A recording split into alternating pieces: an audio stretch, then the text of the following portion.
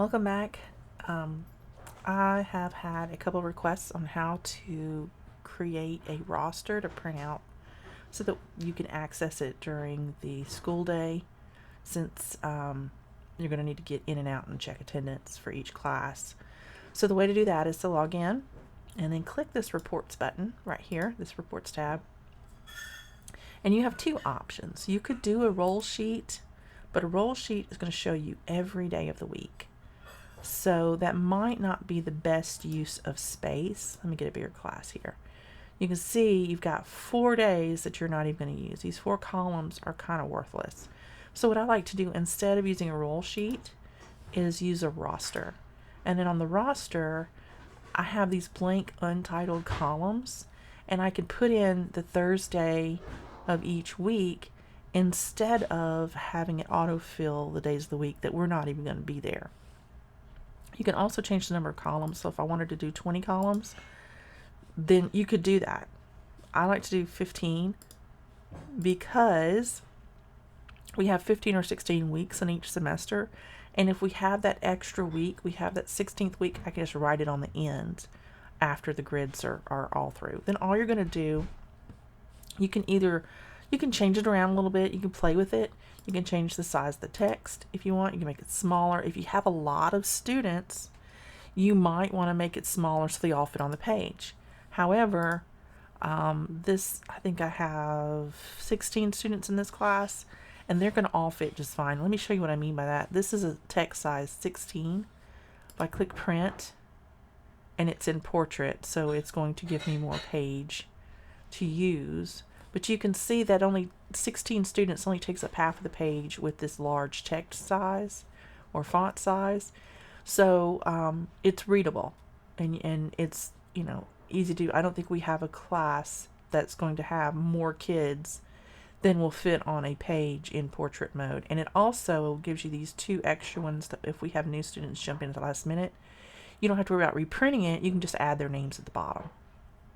So then you just click print, and it's going to print off on my printer here in just a moment or two. And that is how you would print a roster. I'm going to click done and go back to the reports menu. And this page, this tab right here, you're not entering information. You're not changing students' information or contacts. You're not doing any of that. There is absolutely nothing that you can do from this tab that's going to mess up anything. Okay, you're not going to change grades or anything. So I recommend getting under the reports tab and playing around with each one of these and seeing how, if it is worth your time to print it out and to use it or not in the way that you teach your class. You cannot hurt anything in here. The only thing that you can affect is if you click behavior log and you submit a behavior report to a parent. So the behavior log is the only one that you can actually enter some information in, but the rest of those, I'm going to click cancel. The rest of these, just play around with them and see what you have. And if you are a teacher with a student in school, you could actually get in here to the behavior log and send them a couple test things just to see what it looks like from a parent's perspective, because you can always go in there and delete it as the teacher.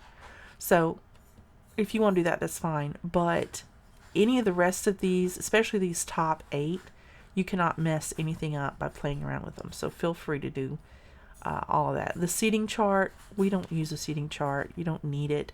But if you want to play with it, figure out how it works, go for it. Lesson plans, there is a place for you to enter lesson plans. But the lesson plans in this system, this was set up more for school systems, like small private schools, where the lesson plans have to be approved. The teachers have to submit them. So they submit them through Jupiter Ed for approval. We don't have to do that. Thank goodness, we don't have to worry about all the bureaucratic red tape. So we don't have to deal with this. But if you want to use it to organize yourself, it is available. It is a tool that you can use. But for the most part, I use the roster to mark attendance for each class, and I use the grade reports, and I pass out at midterm so that the kids can see where they stand. And that's about it. I don't really use any of the other reports. Um, but click on it, kind of see what it is, and don't submit anything to anybody on the behavior log unless you intend to. So that's all there is for this roster printing. It's pretty straightforward. I hope that answers the questions you had, and I will see you guys at school.